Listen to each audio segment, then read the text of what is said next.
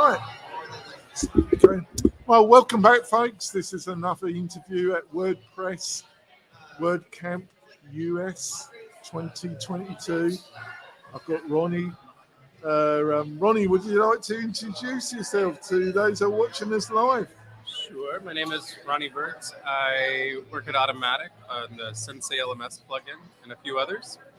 And excited to be here. You never told me about the others, Ronnie. Yeah, well, we work Are on those there too. others in this relationship? There are other plugins, yes. My main focus is Sensei. So, what do you think? Because I sense this WordCamp's gonna, I'm not saying anything dramatic's gonna happen, but I just sense it's an important one. I think behind the scenes there's some important things that got to be discussed. What's your feeling about this, Ronnie? Yeah, I think. Don't worry, Ronnie. I'll manage to lose your job for you. Don't worry. No, I think the majority of the people here, unlike any other WordCamp that I think I've been to, are involved in larger organizations or at least a company of a few people or more in the WordPress space, right? And a lot of WordCamps, it's users, like especially the local camps. It's a very diverse crowd. And here it's very industry heavy, I think. That's my feeling, just the faces that you see and who's here. And I think that's healthy because we need more than ever, even more collaboration amongst. It's a thing that we have competitors, obviously, right? And agencies have competitors. Well, you just before this I could feel the tension there as they were eyeing one another, but no, they were friendly. Well, no, but that's the point. I think that we all make each other better, and we need more of that communication and collaboration, appreciation for each other. That in person. We need love, don't we, Roddy? We need love, don't we? Yeah. Appreciation. I'll stick appreciate. I know I do, folks. I know I do. There's a few people in the world. You seem to get my English sarcasm and humour, but there's a few. You'd be surprised to hear, Roddy, that don't get my humour. I call it humour. I think you find it humorous. Yeah, for sure. Yeah. So the big debating is the great leader going to be on Twitter with his whiskey bottle again? I don't have anything to say about that.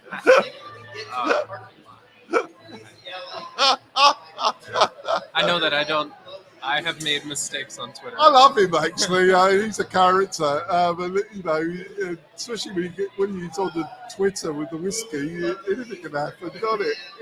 For any of us. Any of us. Yeah. It's like an act of God, isn't it? You don't know. No, but so when it gets back to Sonny, and where do you think e-learning's going? Because I think after COVID and that. It's a bit like WordPress. There's so much opportunity there, but there also seems to be forces kind of for framing that's holding it back. What do you think about that? I think that when the pandemic hit, it kind of pushed things really fast, and e-learning and training. A lot of things moved online that eventually were moving online, but they went really fast. And I think what we realized, what we've always known, that to do it really well online is really hard. Like to have a good learning experience or a good teaching experience. It's not, we could just copy and paste from textbooks or from, it's got to be more than just words on a page. It needs to be collaboration. There needs to be community. There needs to be the opportunity for the learner to do something, to build. Yeah, you've got a very nice fly. You've got a very persistent. He loves you. He loves you. So I think that's where there's a lot of opportunity. Is how do we simplify the tools needed to help create those sorts of more engaging courses? How do we simplify the creation of content experience, which I believe the block editor can play a big role in? Well, content is the like going to the dentist moment. Yeah. You know, having to really concentrate on effective content and realising the amount of time, energy and effort that's going to have to be put in.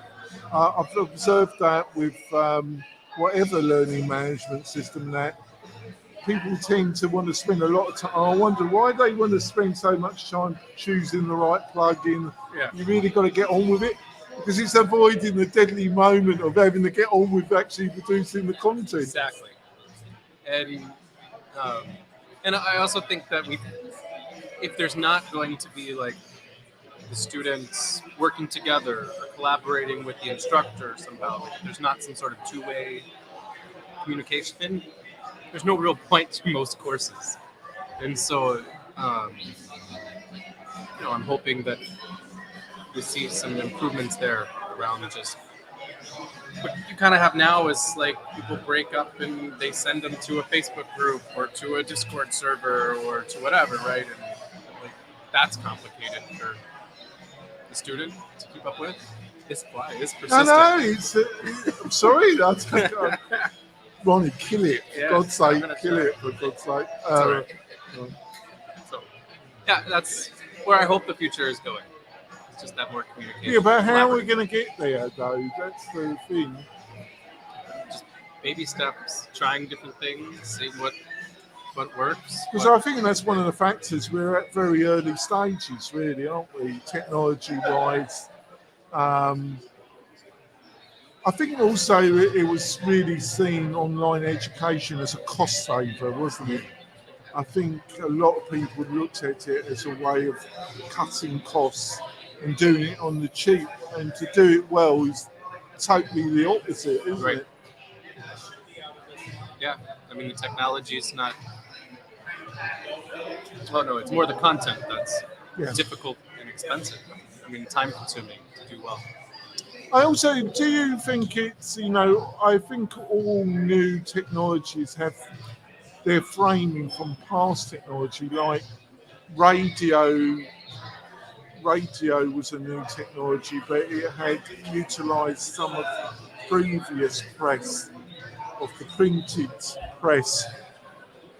And then television utilised framing from radio to give it structure, even though it's a different beast in some ways. And like the internet takes bits from radio and television, doesn't it? But then it's a different platform, isn't it? And what do we see? Traditional education, when they moved online, it was a Zoom call, but it was done the same way as what's in the classroom. The instructor lecturing, and I mean we just kind of replicated what was done in person online, right? And people are getting better at figuring out, well, what does technology?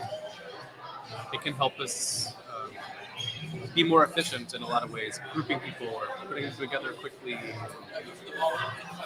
all sorts of things there. So we have to figure out how to use the technology to where the end result is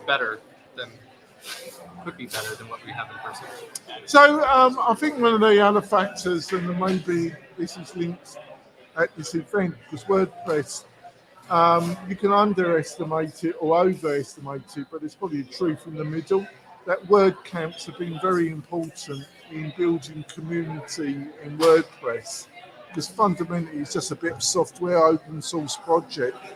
And the same could be about online training, and that is, you've got, like in WordPress, you've got Buddy Boss, you've got some other platforms, but trying to build some kind of community feeling online is extremely tough, isn't it? It is, because we're all adverse to like signing up for yet one new thing to keep track of, one new app to put on our phone, or one more thing to send us notifications. We're averse to that typically, which is why people like to put course groups on something like Facebook, where they believe the students already are, or whatever, in a Facebook group. But if the experience was as good or better than in one of those platforms where people already are, then that'll help convince people to Yeah, be active in that community. yeah, I see that quizzes video. But some of the failings of normal education, I think, are just exacerbated by technology when you put them online. Um, bit like social media is blamed for everything, but social media is just people chatting, propaganda, and It's just faster. it's all than it used to be. been there anyway, isn't it? If you look at the Spanish Civil War, George Orwell's comments about effective using posters as an effective means of propaganda, of demonising the. It's all been out there. It's just that technology puts it on steroids, doesn't it? You know? I think of in the U.S. history, the Federalist Papers and way back when were like blog posts, but they published them in a weekly or monthly newspaper or whatever it was, but it was essentially a blog post. So, what do you think? Obviously, I also want to plug because Ronnie and Automatic and Sonia have been gracious, being a sponsor. We've got a summit coming up the end of this month. This summit that's enabled me to lose my hair even more. And it's going to be on the 29th and the 30th, and it's the Membership Success Summit. We've got Pat Flynn, we've got Ronnie as a speaker. It's about how you to develop your tribe, and then what are some of the technologies and factors you've got to know to run a real successful online membership educational platform. I think we've got some fabulous speakers on there, but I would say that, but I honestly do believe that. No, I looked through the list of people and the topics look very comprehensive, and there's quite a few sessions that I want to listen in on and participate in for sure. Oh, bless your heart, Roy, for saying that. Bless you. So it should be fun. You can go over, there'll be a link in the video notes supporting this. So get back to WordPress and this WordCamp. I think there's some great opportunities for WordPress and WordCamp. And I think with Gutenberg, I can really see Gutenberg and the possibilities of Gutenberg. I've been a little bit critical, but I've only been critical because I really wanted it to be what I could see it.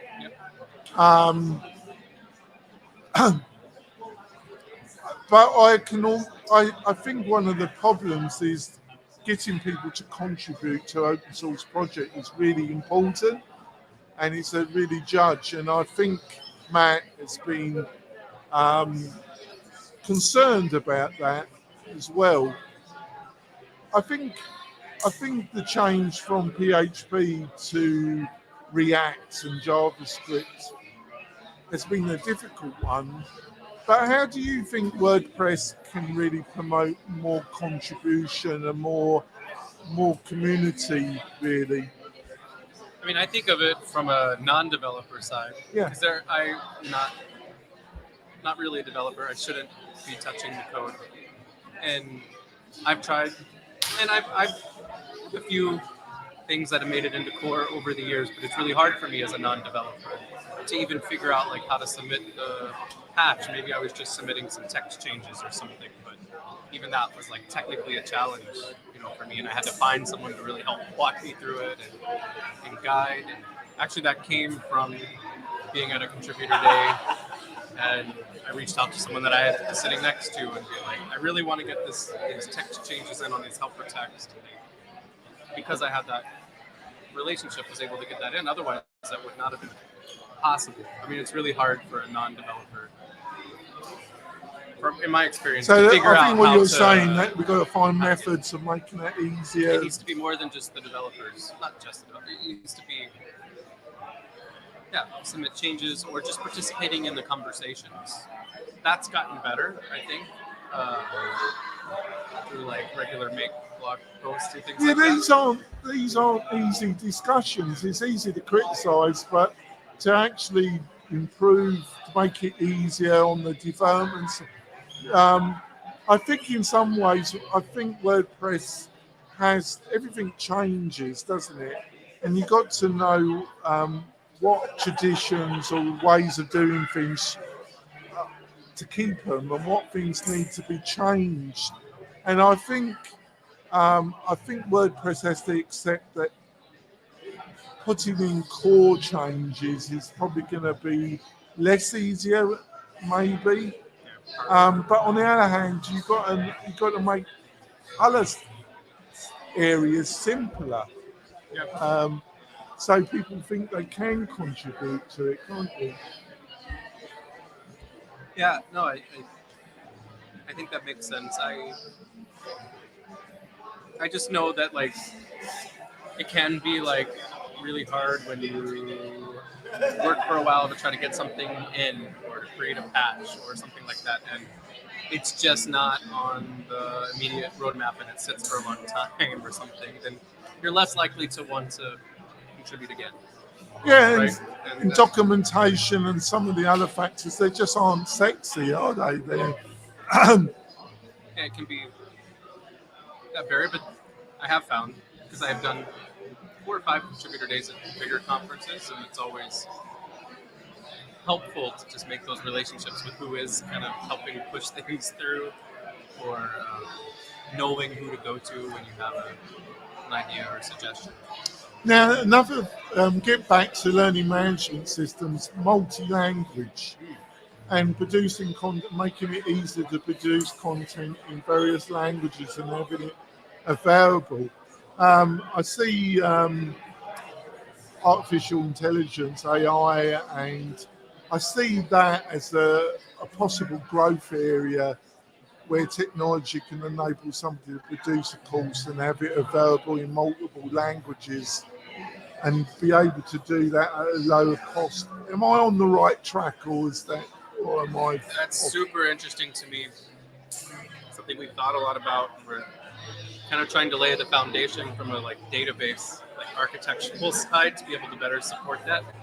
That's like a big undertaking when you have a whatever it is, 11, 12-year-old plugin with a lot of, and that database was created way back then. WordPress does things differently now. And I'm looking forward to, on the Gutenberg roadmap is how, in the next phases, is how to make entire sites more multilingual, easier. And there's a lot of open questions that I don't have the answers for that we're trying to kind of figure out. Like, do you need different URLs for each language, or is it just one URL that just shows up in the language? You're saying it's all right coming out with this stuff, but actually doing it in a way that's actually workable, actually does solve something that's... In a learning management system, what the questions that keep coming up is like, okay, so when you run a report and you want to know how students are doing in a course, do you get an aggregate across all languages? Do you get it within specific languages?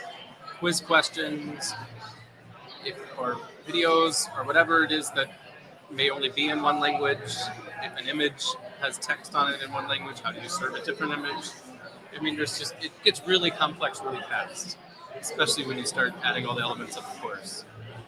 And so I don't know, I think if possible, people will be creating similar courses in separate languages, but they won't necessarily be connected. The other area of artificial intelligence is the ability to customize the learning experience more to the individual, where you're just, learners, intermediates, experts, and you're making a judgment and being able to customize the actual, which is what a good teacher, if they've got the time or the resources to do that. Is that a possibility in the foreseeable future, or is that just pie in the sky? No, I think that's already here in small ways. Differentiation, we call it in the formal education world, and there's several different ways. You have like a pre-assessment at the beginning, and based on the answers, then you deliver certain lessons and kind of recommend lessons that way. I think there's lots of different systems that already do that fairly well. Having just students have more choice in like topics and being able to say, I already know this, I'm going to skip over it or whatever. In a lot of like certification courses, that's not an option. You're working with like, they need to spend 8 hours on this and they need to, watch this video or whatever it is. So I think we're getting there. More personalization.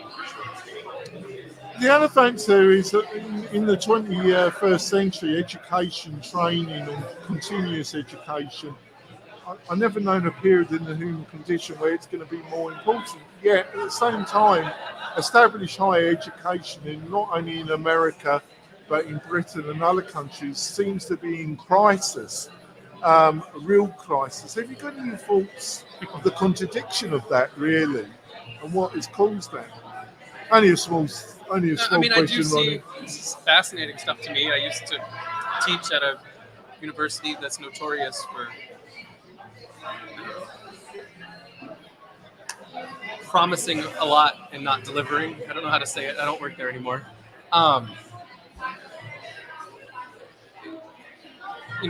Having more choice and more access is going to be the way. I think that it's an open market, and students are going to find what they want and what they get results out of, what gets them to accomplish whatever goal they're looking for, a specific job or a specific skill set or whatever. And I think you're seeing lots of change in universities that recognize this problem, right? That they need to be more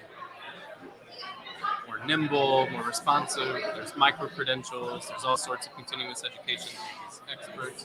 And then you're seeing enterprises, Google releasing a ton of courses that they've created or whatever, right? And that's good competition. It's going to hopefully be what helps make it all better. Yeah, because because I didn't realise until I came here that in Britain it's 3 years, in America's 4 years. Or if you go to class and are lucky, yeah, a lot of students take longer. Yeah, exactly. This really should be slimmed down, should it not? Really, 4 years. Yeah. I will always argue I like the fact that in the U.S. system, I think from my understanding more than other systems, we require a lot of coursework outside of your area of expertise. And so I was working on a math degree, but I had a lot of history and a lot of philosophy, stuff not really related to math. That looking back now, I'm thankful I had. But that's just me, maybe. I don't know. No, it's very... So, to wrap up a little micro interview,